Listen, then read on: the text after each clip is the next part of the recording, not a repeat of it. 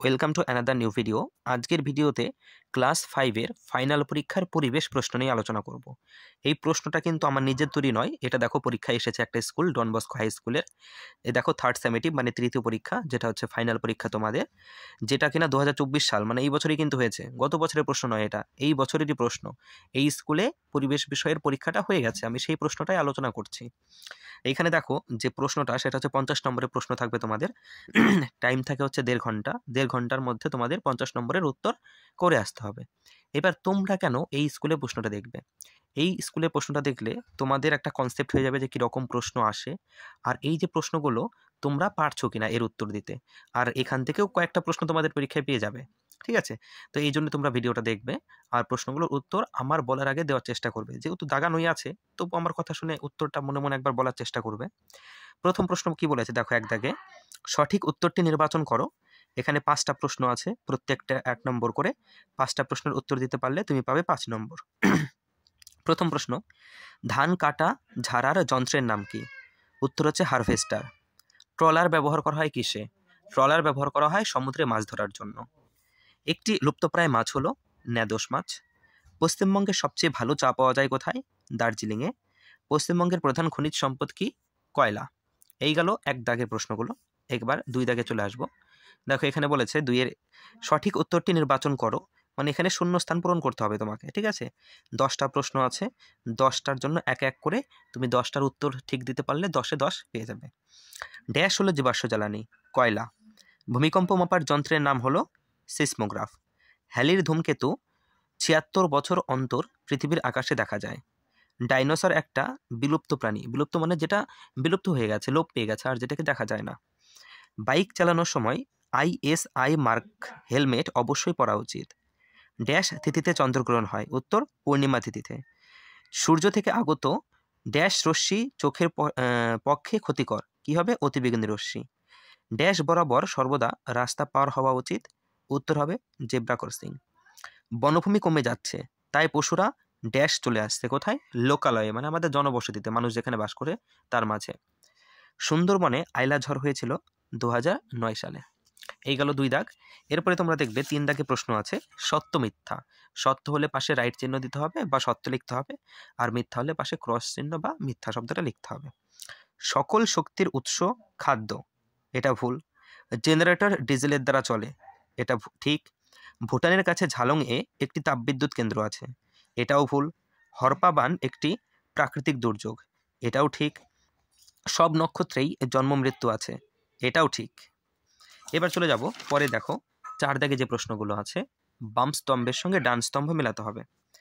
একটি বিষাক্ত গ্যাস কি হবে? একটি বিষাক্ত গ্যাস, এটা হচ্ছে কার্বন মনোক্সাইড নাম।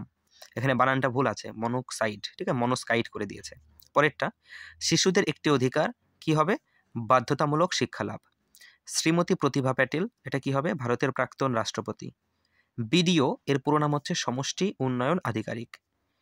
ইয়েরটা কয়লা ও পেট্রোলিয়াম, এটা কি? জীবাশ্ম জ্বালানি। এরপরে 5 দাগে তোমরা দেখবে কি বলেছে, যে নিচের প্রশ্নগুলির সংক্ষিপ্ত উত্তর দাও। 7টি, এখানে তোমাদের অতিরিক্ত প্রশ্ন দেওয়া আছে, কিন্তু তোমাদের 7টির উত্তর করতে হবে, প্রত্যেকটার জন্য 1 করে। তোমরা 7টির সঠিক উত্তর দিতে পারলে পাবে 7 নম্বর। প্রথম প্রশ্ন, তরল সোনা কাকে বলে? উত্তর কি হবে? পেট্রোলিয়াম। উদ্ভিদের একটি বর্জ্য পদার্থের নাম লেখো। উত্তর হচ্ছে গদ। অরণ্য সপ্তাহে কি করা হয়? উত্তর হচ্ছে গাছ লাগানো হয়। ডিএরটা, ঘুনি কি কাজে লাগে? উত্তর মাছ ধরতে। মুখ্য জোয়ার কি? এইখানে আটবে না, তাই আমি খাতায় লিখে নিয়েছি, সেটা দেখাচ্ছি। দেখো মুখ্য জোয়ার কি?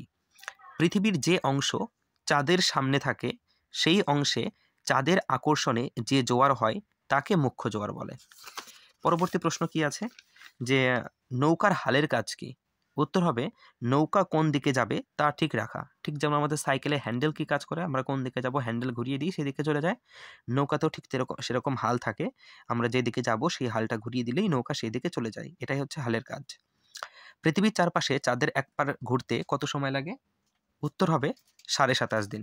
পরবর্তী প্রশ্ন, এইচ দাগে সাবওয়ে কি?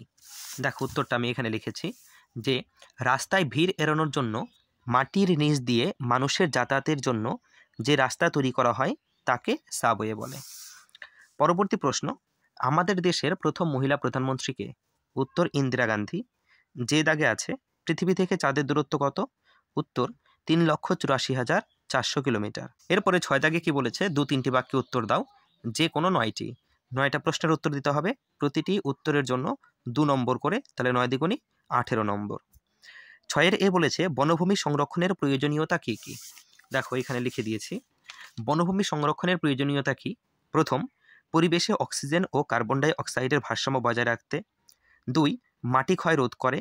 3, বনভূমি থেকে কাঠ, ফল, ঔষধি, জ্বালানি প্রভৃতি পাওয়া যায়। পরবর্তী প্রশ্ন, 4টি প্রাকৃতিক দুর্যোগের নাম লেখো। 4টি প্রাকৃতিক দুর্যোগ হলো বন্যা, ভূমিকম্প, খরা আর ঝড়। পরবর্তী প্রশ্ন, সি, শিশুদের 2টি অধিকার লেখো। শিশুদের 2টি অধিকার হলো, প্রথম, কথা বলা ও মতামত প্রকাশের অধিকার। দ্বিতীয়, 14 বছর বয়স পর্যন্ত অবৈতনিক শিক্ষালাভের অধিকার। এরপরে দেখব ডি দাগের প্রশ্ন, অ্যাসিড বৃষ্টির ফলে কি কি ক্ষতি হয়। উত্তর দেখো, অ্যাসিড বৃষ্টির ফলে জল ও মাটি দূষিত হয়। দ্বিতীয়, বিভিন্ন ভাস্কর্য, স্থাপত্য ও স্মৃতিসৌধের ক্ষয় হয়, রং চটে যায়।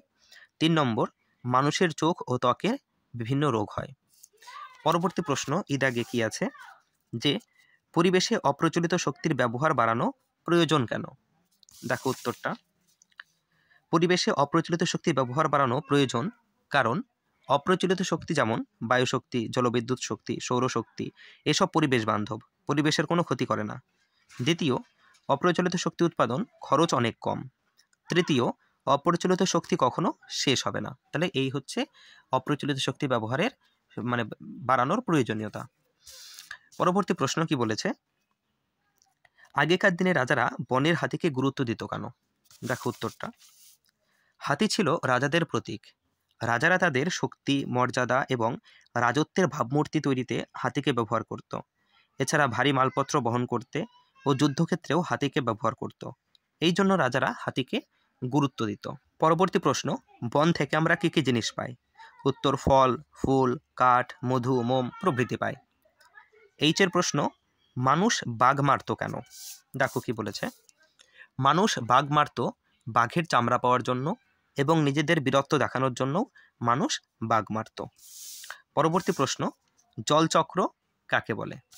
উত্তর, নদী, নালা, খাল, বিলের জল সূর্যের তাপে বাষ্প হয়ে ওপরে উঠে ঘনীভূত হয়ে মেঘরূপে জমা হয়। এই মেঘ থেকে বৃষ্টি হয়ে পাহাড়ি গা বেয়ে পুনরায় জল নদীতে ফিরে আসে। জলের এই চক্রাকারে আবর্তনকেই জলচক্র বলে।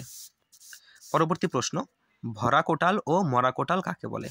দেখো উত্তর, প্রথমে ভরা কোটাল, অমাবস্যা ও পূর্ণিমা তিথিতে যদি পৃথিবী, চাঁদ এবং সূর্য একই সরলরেখায় অবস্থান করে তাহলে যে প্রবল জোয়ার সৃষ্টি হয় তাকে ভরা কোটাল বলে।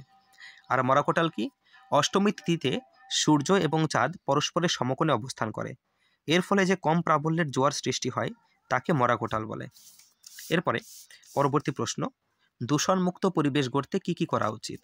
দেখো, দূষণমুক্ত পরিবেশ গড়তে প্রথম, নির্বিচারভাবে গাছ কাটা বন্ধ করতে হবে এবং প্রচুর পরিমাণে গাছ লাগাতে হবে। 2, পরিবেশ বান্ধব যান বেশি ব্যবহার করতে হবে, যেমন সাইকেল, রিক্সা এই সমস্ত জিনিস বা ব্যাটারির গাড়িগুলো। 3 নম্বর, নিয়মিত গাড়ির ধোয়া চেক করতে হবে। 4, জীবাশ্ম জ্বালানি কম পোড়াতে হবে। আর 5, প্লাস্টিকের ব্যবহার কমাতে হবে। তো এই ছিল পরিবেশের প্রশ্ন 50 নম্বরের। এরকম প্রত্যেকটা সাবজেক্টের আমি প্রশ্ন যখনই হাতে পাবো তখনই আপলোড করে দেবো। ভিডিওটাকে লাইক করে দিও এবং চ্যানেলটাকে সাবস্ক্রাইব করে দিও, তাহলে পরবর্তী যে প্রশ্নগুলো আমি আপলোড করব সেগুলো তোমরা দেখতে পারবে। Thanks for watching.